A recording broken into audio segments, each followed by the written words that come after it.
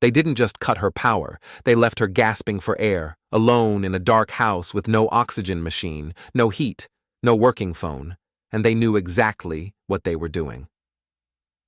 My mother, a 76-year-old woman with severe COPD, had called me from her neighbor's phone in the middle of the night whispering, "They shut it off again, baby. I can't breathe. I think they want me gone." What kind of monsters weaponize electricity against a disabled old woman? I was shaking when I pulled up to her house, headlights slicing through the dark. I kicked in the front door because the damn HOA had changed her locks too. Yes, the locks on her own home, and found her barely conscious, slumped in her recliner, lips pale, struggling for every breath. She was going to die. That night changed everything, and 3 months later, I would sign a purchase agreement for the entire street. Not just her house, not just the lot next door, the whole damn block. By the time I was done, every single board member was out on the curb with boxes in their arms, blinking in disbelief, while I stood across the street and watched, arms folded. But that's not where the story starts. Let me tell you how it really began. Because before I became the guy who bought an entire neighborhood out of revenge, I was just a son trying to help his mom live in peace. Back then, I lived across town in a one-bedroom apartment, working long shifts at a tech firm while trying to launch my own startup on the side. Mom had always been the strong one. Even when Dad passed, she never let the grief swallow her. She had this way of humming while she cooked, swaying in place, turning hard days into warm dinners. When her health started declining last year, I begged her to move in with me, but she loved her home. Said the rose bushes knew her name, and the porch swing still creaked like my dad's laugh. So I respected it, hired a part-time nurse, installed security cameras, paid off her utilities for a whole year, did everything I could to keep her safe and comfortable. What I didn't see coming was the HOA turning into a petty tyrant regime the minute she became too sick to attend meetings.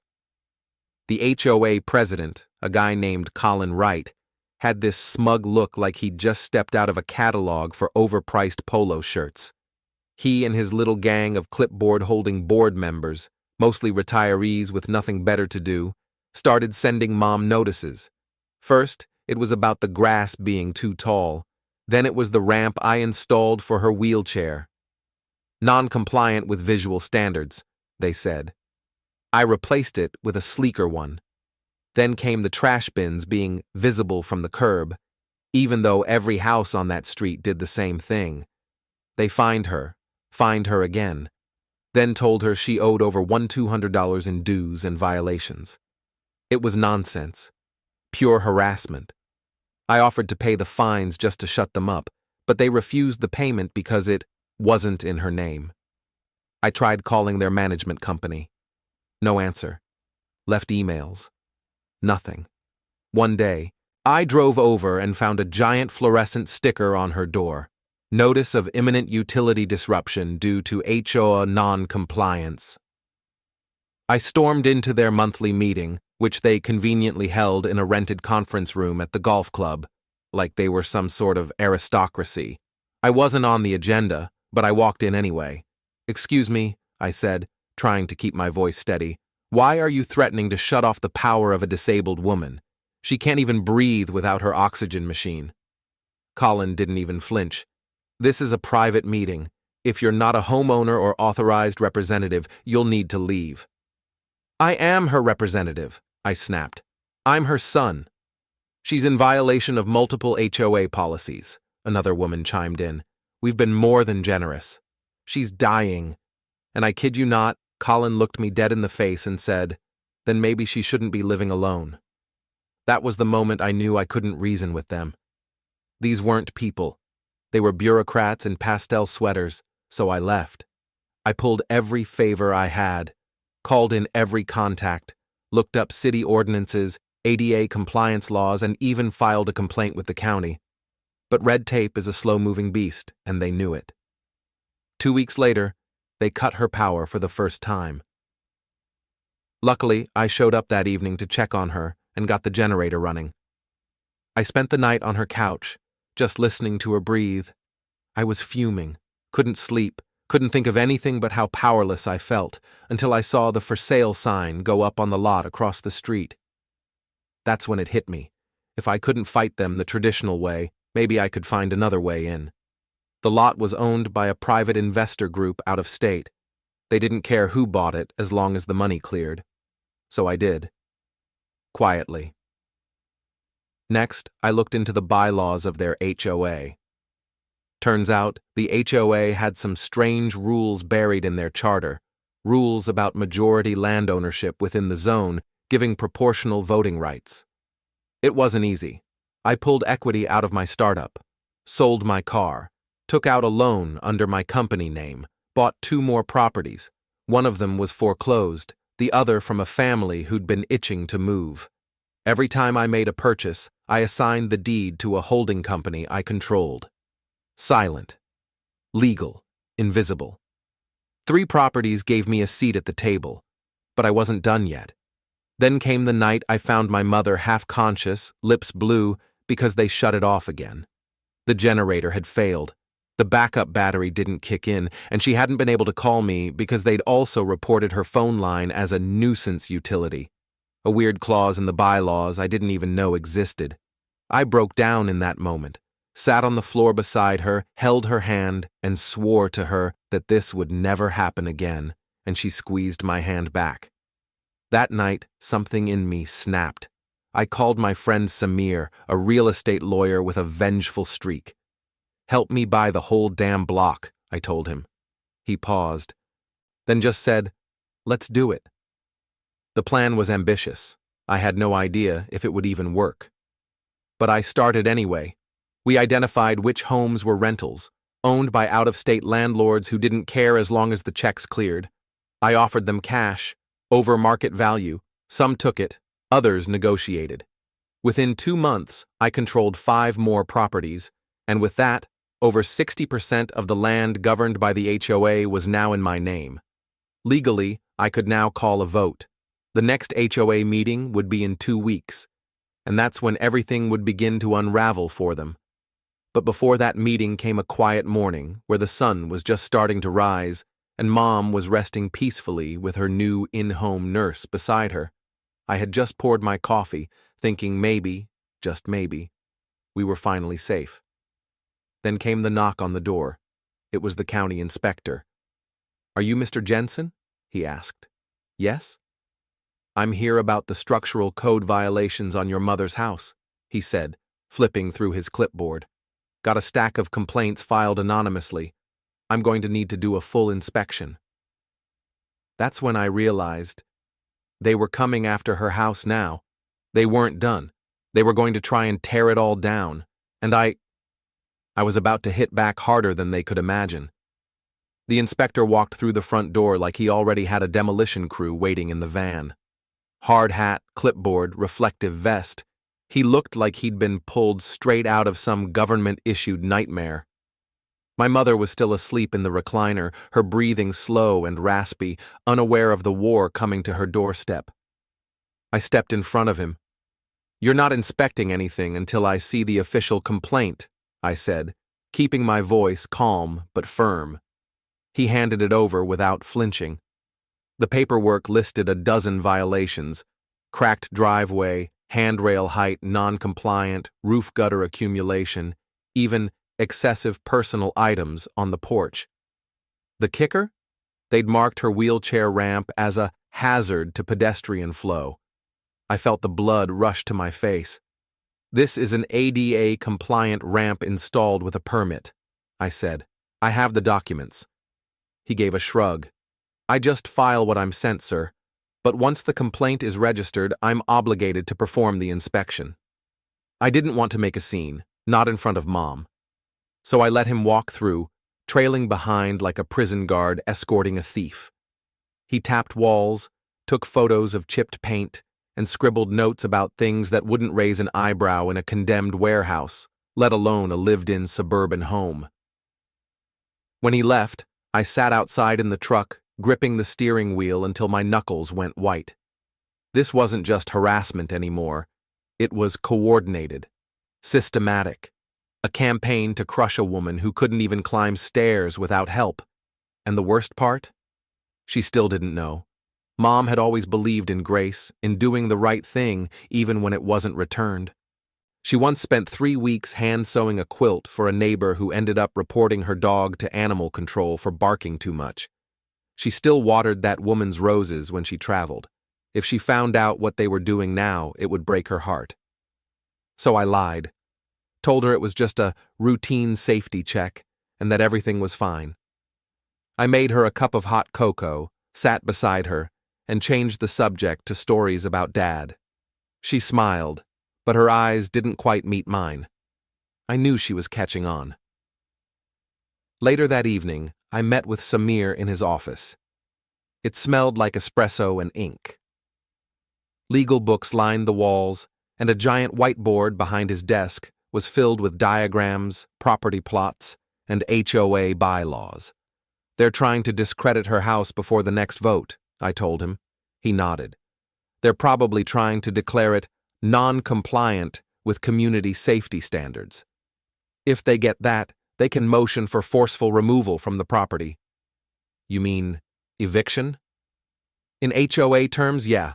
They'd call it relocation assistance for non-compliant residents. But it's the same damn thing. I'm going to stop them. Samir handed me a file. You already have. With the last property that closed this morning, you now hold controlling interest over 74% of the land in the HOA. That gives you full board privileges under their charter. Meaning? Meaning, he said with a sly grin, you can call an emergency vote and dissolve the entire HOA. I stared at him, speechless.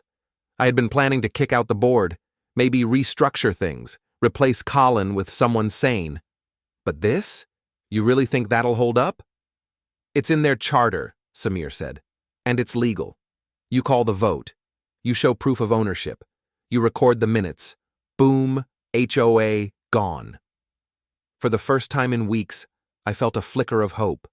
Not just for Mom, but for the entire neighborhood.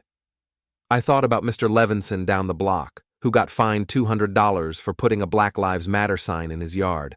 About the single mom 2 houses over who had her mailbox removed after her paint color was deemed aggressive.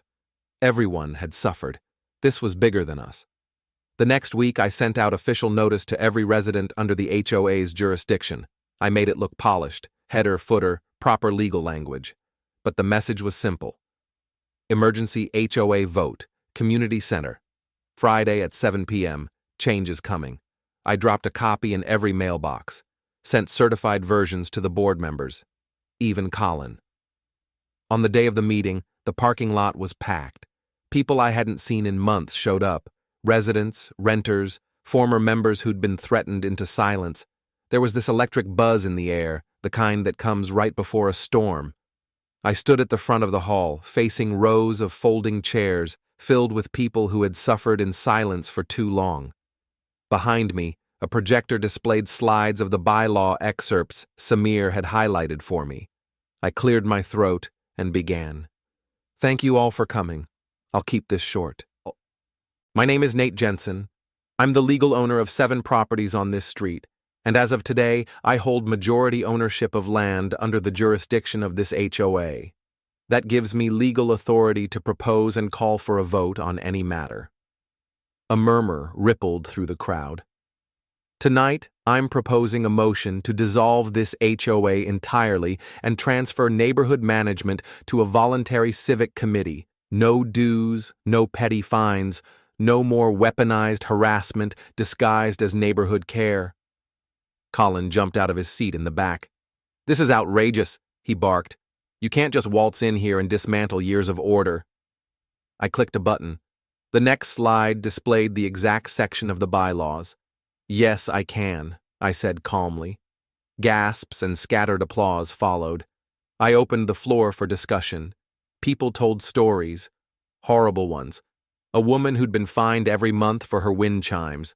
A veteran who was ordered to take down his service flag. Another man who'd been sued for painting his shutters blue. Then, we voted.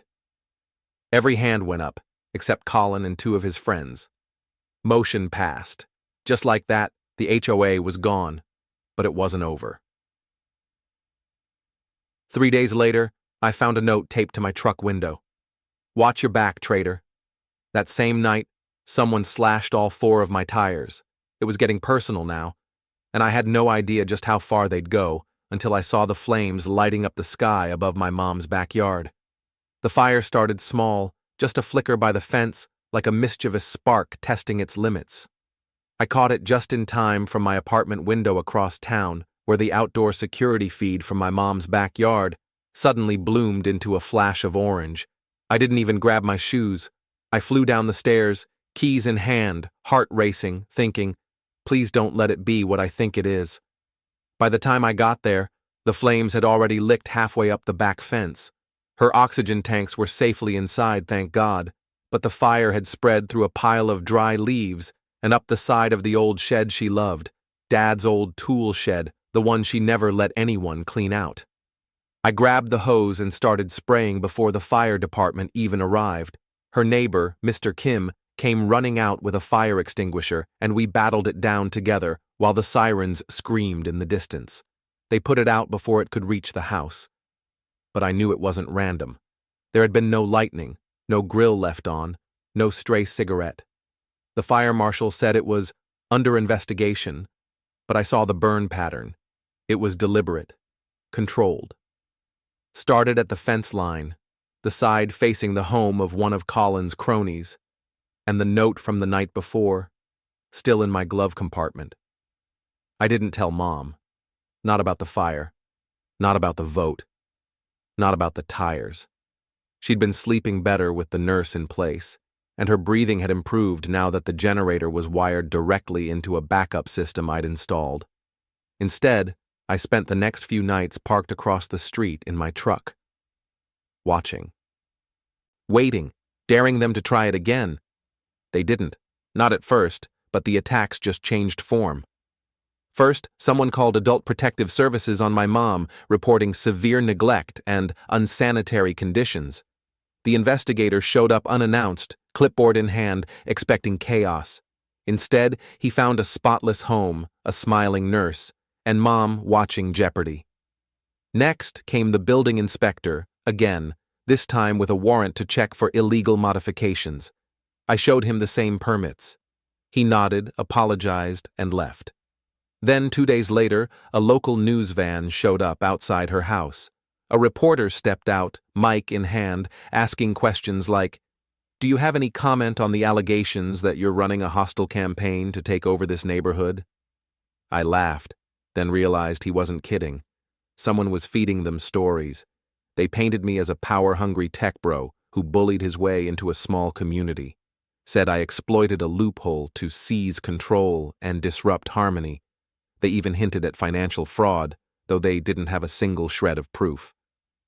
But that didn't matter. The seed was planted. And suddenly, the people who had cheered me on at the emergency vote started turning cold. Mrs. Grant stopped waving. The DeLucas skipped my house during their evening walks. A few anonymous flyers showed up in mailboxes warning residents that new leadership might come at a higher cost. It was like fighting a ghost. No one ever confronted me directly. No one signed their name, but I could feel it. A wall going up around me, one brick at a time. Until one morning, I walked out to check the mail and found something new taped to my door. A court summons.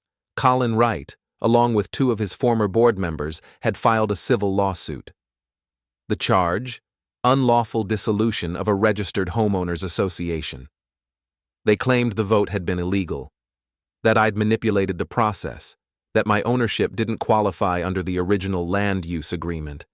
They were dragging me into court to try and undo everything I'd done. It didn't make sense. The bylaws were clear. Samir and I had done everything by the book. But I knew what this was. They weren't trying to win. They were trying to wear me down, bleed me out financially, scare me into walking away. I called Samir. "This is war," I said. He didn't hesitate. "Then we fight like hell." We filed our response the next morning, attached every deed, every bylaw, every time-stamped video from the meeting. We countersued for harassment and intentional emotional distress on behalf of my mother. The legal wheels turned slow, but at least they were turning. I kept Mom out of it, but I knew she could tell something was up. She'd see the papers on the table. The tired look in my eyes. One night, as I was tucking her in, she grabbed my wrist. "You don't have to do all this, Nathan," she whispered. "I know you think you do, but I don't want you to burn out over me." I knelt beside her and kissed her forehead. "You're not a burden," I told her. "They are." She smiled faintly. "Just don't forget to rest." I didn't sleep much those next few weeks. Between prepping for the case, monitoring the neighborhood, and managing my company remotely, I was stretched thin. But every time I thought about giving in, I remembered that night. The one when I found her struggling to breathe in the dark. That was my fuel.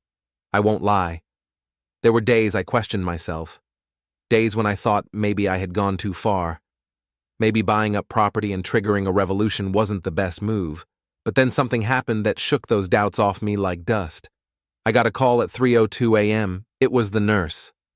"Nate," she said, her voice shaking. "You need to come here. Now." I didn't ask questions. When I got to the house, the front window was shattered. Someone had thrown a brick through it. Not just any brick. One wrapped in a handwritten note soaked in gasoline, still smoldering. "This street doesn't belong to you." Inside, Mom was crying. Not from the glass, not from the fear, but from the fact that someone had violated her peace. Again. And this time, they came right to the window. That's when I knew. No more courtrooms, no more meetings. I was going to finish this. Once and for all. I made a choice that night, one I hadn't planned, hadn't plotted on whiteboards with Samir, hadn't run through legal scenarios in my head. It was something deeper, primal. I was done playing chess with people who only knew how to throw bricks. The window was still cracked when I boarded it up myself, my hands trembling with fury, each slam of the hammer louder than the last. My mother, bless her, kept trying to downplay it, like it was just some neighborhood kid being reckless. But we both knew better. That brick had weight, and history, and a message, and I was about to answer it. The next morning, I walked into the county clerk's office and did something few people even realize is possible. I filed a petition to rezone the entire street. The street, up until now, had been designated as a residential community under a private HOA structure. But I wasn't just a resident.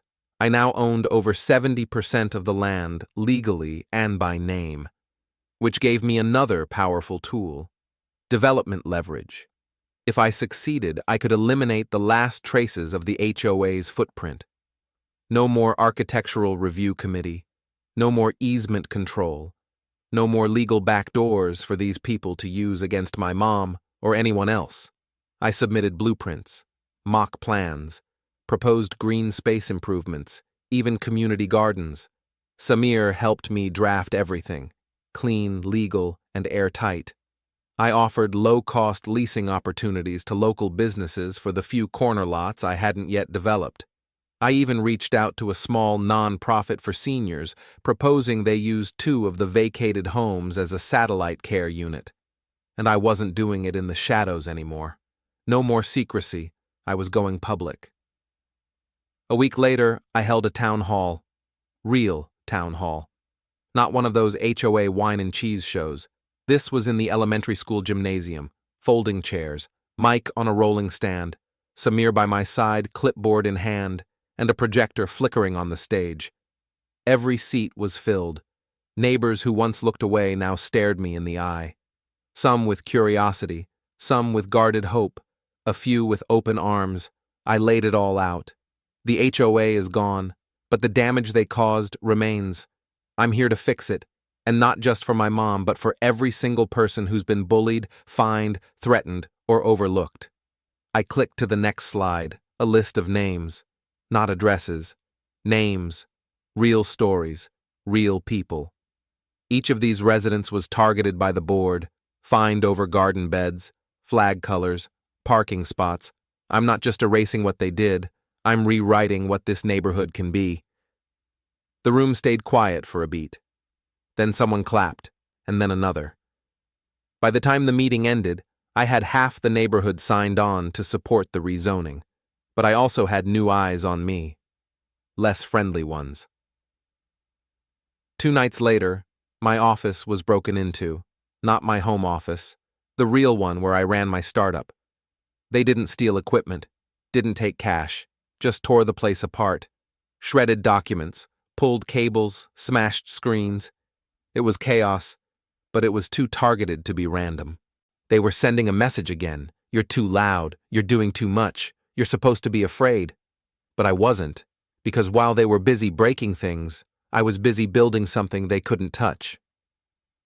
The city approved the first phase of my rezoning request the following Friday. It was conditional, pending final review, but it was a win. A real one. And it rattled them. Colin, who hadn't been seen in public since the vote, showed up at my driveway the next morning in a rust-colored Range Rover like nothing had happened. He stepped out like we were neighbors discussing lawn care. "You're going too far," he said, arms crossed. I stayed leaning on my truck, calm. "You already went too far, I'm just cleaning it up." "You think you've won?" he asked, a little too eager. "You're not untouchable." I didn't blink. "Neither are you." He scoffed. "You don't get it.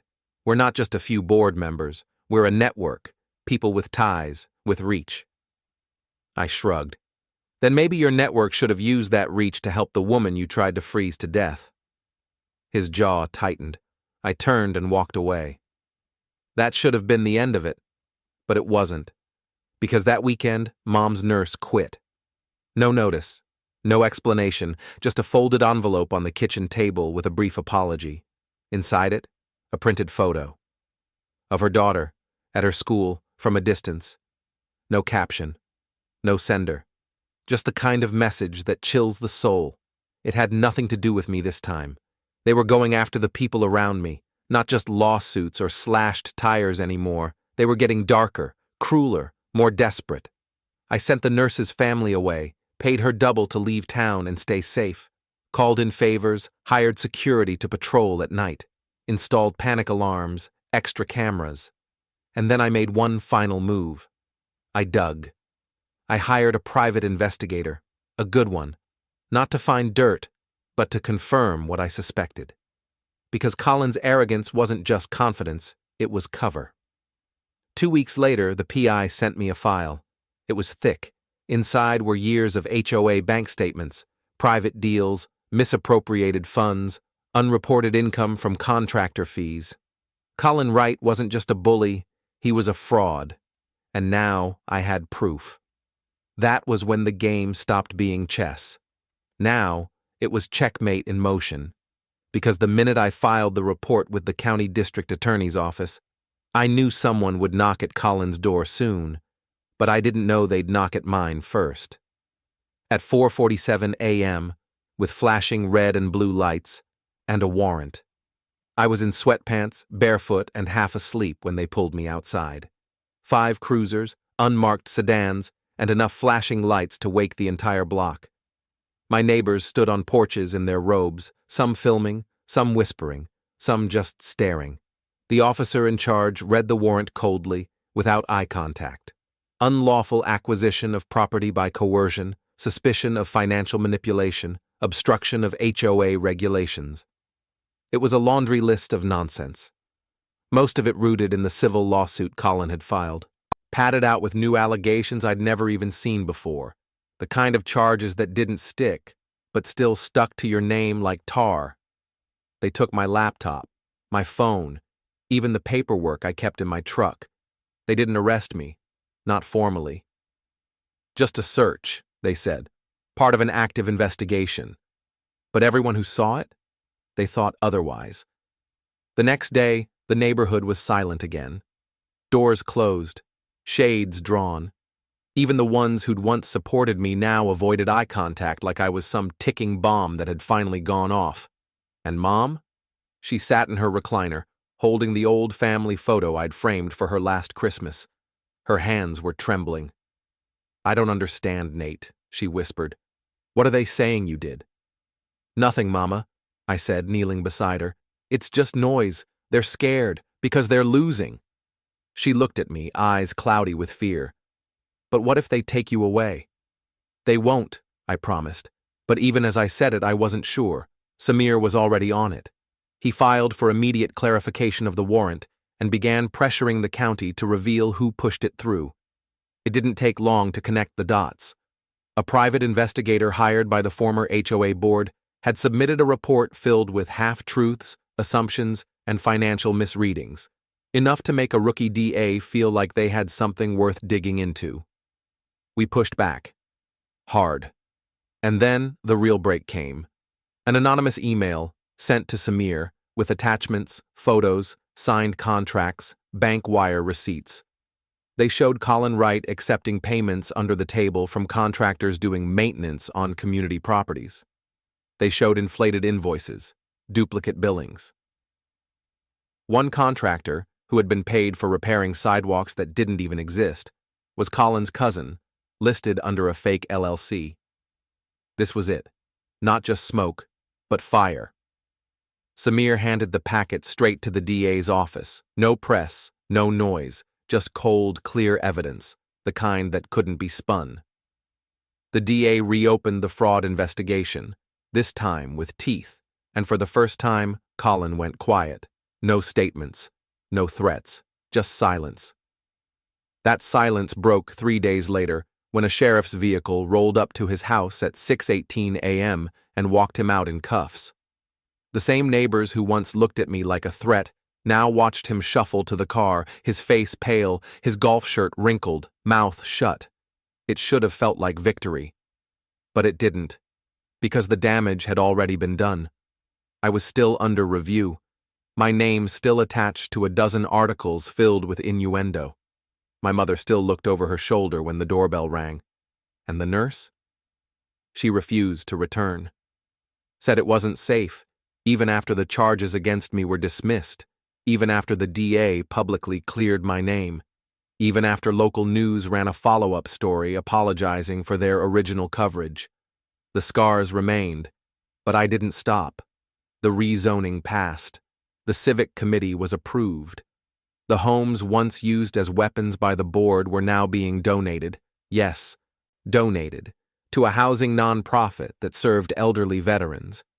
Colin's assets were frozen, and as a final move, I used what remained of the equity I'd pulled from my startup to pay off the mortgages of 2 families who had once faced fines under his regime. I didn't tell them, just had my lawyer send the letters. Because this wasn't about revenge anymore. It was about balance, about restoring what they had taken. The street changed. Slowly, but surely. Lawns grew a little taller. Porches got a little louder. Kids played without being told their basketball hoop was unauthorized. And one day, for the first time in years, someone hung holiday lights without getting fined. And Mom?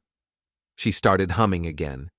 That sound, the one I thought I'd lost, came back while she made tea one morning, hands steady, smile soft. "You did it," she said. "No," I told her. "We did." But even then, I wasn't quite ready to exhale. Because when you go to war with people who wear smiles and carry bylaws like weapons, they don't always go quietly. That fear was confirmed one evening, months after Colin's arrest, when I found a man waiting in my driveway. Not a neighbor. Not press. Just a stranger in a dark suit leaning against my mailbox like he owned the street. "You stirred something big," he said without offering a name. Colin was just one piece. He handed me a card. No name, no number, just a seal, an organization I didn't recognize. "You're on some radars now," he added. "Might want to keep an eye open." Then he got in his car and drove off into the dark, leaving behind a question I couldn't shake. Had I really won, or had I just stepped into something much bigger than I ever imagined? The card haunted me. Plain, matte black, embossed only with a silver seal, an eagle holding a set of scales perched atop what looked like a winding key. No name, no contact, no message, just a quiet warning. I tried to brush it off as intimidation, another scare tactic from a crony network pissed off that their HOA puppet got taken down. But deep inside, something felt different this time. That man didn't seem like someone Colin would have sent. His tone wasn't angry. It was measured, professional, like he wasn't there to threaten, he was there to notify. Still, weeks passed with no follow-up. The neighborhood found peace for the first time in years. Porch lights flickered on at dusk, not as a defense mechanism, but as a welcome sign. Kids rode bikes without glancing over their shoulders. Lawn signs reappeared. Veteran flags, pride colors, campaign posters. Things that used to draw fines now sparked nothing more than a passing nod. And Mom, she was better, stronger, smiling more. She had a new nurse, a kind, younger woman named Marissa, who brought her puzzles and cinnamon muffins. The sound of their laughter made the walls feel alive again. Then came the notice, not taped to the door, not mailed, delivered by drone. It hovered just long enough to drop a single sheet of paper onto my lawn, then zipped away into the twilight. One word: condemnation. Stamped in red. Block letters. Signed off not by the city but by an entity I'd never heard of, the Greater Syndicate of Private District Oversight. No address. No logo. Just the same eagle and key seal. The document cited obscure zoning conflicts, national utility policy conflicts, and violations of Section 42(9)(c), Protection of Enclave Order. It wasn't just bureaucratic mumbo-jumbo. It read like a declaration of war. They were planning to seize the land, not through courts, not with votes, by force. I raced to Samir's office, the paper still shaking in my hand. "This isn't real," I told him. "This can't be real." Samir read it 3 times. His hands slowly slid off the desk. "I've never heard of this group," he said, "but I've seen this language before. It's used in private military contracts, shadow-level enforcement." "Military?" I blinked. "Over an HOA?" "No," he said, eyes narrowing. "This was never about the HOA, that was just the front." I felt the ground shift under me. Every protest, every fine, every lawsuit, they were deliberate. Not just personal attacks, but stress tests. Someone had been measuring my response. They wanted to see how far I'd go, and I'd gone too far. That night, I stayed up watching every camera feed on the street, checked the generators, reinforced the doors. I told Mom we were doing some remodeling just to keep her calm. At 2:41 a.m., they came, not in police cars, not in city trucks, black SUVs, tinted windows, no plates.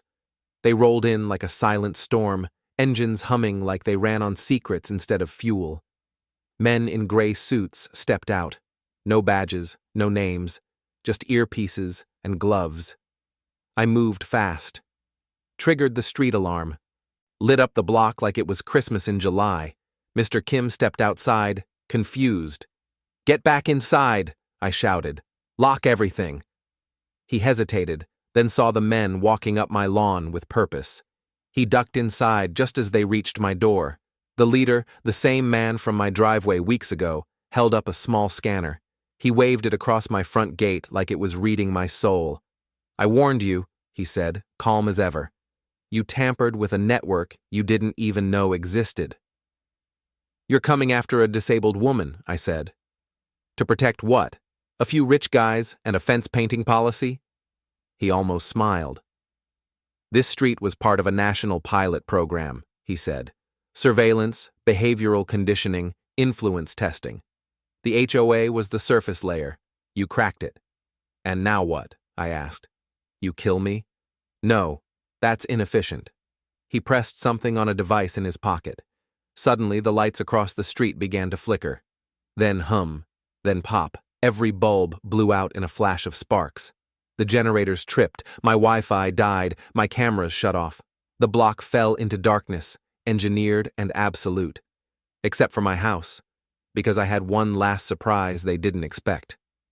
When I rebuilt the power grid for Mom's home, I'd made it off-grid, solar-backed, isolated from city utilities, protected by physical firewall loops. So when the neighborhood blacked out, My house stayed lit, and when they took one step too close to the front porch, I let the new system activate. Motion-triggered lights snapped on, and with them, a siren, loud enough to wake the dead. From every angle of the roof, water cannons popped out and drenched them in thick industrial-grade dye used in bank heists to tag suspects. Red dot sticky. Permanent. The suits stumbled back, shouting, shielding their eyes. Then came the drones. Not theirs. Mine. I'd bought them weeks ago, upgraded them myself, and tonight I let them fly. Each drone hovered just inches from their faces, cameras recording, voices blaring through speakers. This is private property. You are trespassing. Your identities are now being recorded and streamed to local media. They retreated fast, into their SUVs, into the night, but not before the cameras caught everything: faces, scanners, gear. By 7 a.m., I'd uploaded the footage to 10 platforms. By noon, it had 1 million views. By sunset, a major news outlet picked up the story. They called it the HOA that went too far and got exposed by a son on a mission. The agency vanished. No statements, no denials. Even the city refused to acknowledge their existence. But their grip? It broke. Whatever experiment they were running collapsed under the spotlight. And as for me, I rebuilt. I stayed. And every year since, on the day they came for us, the neighborhood holds a block party. Not to celebrate war, but peace. Real peace. Not enforced by fines or fear, but by trust. And Mom? She still sits on that porch. Same swing, same roses. Only now when she hums, the whole street can hear it, and nobody dares try to silence her again.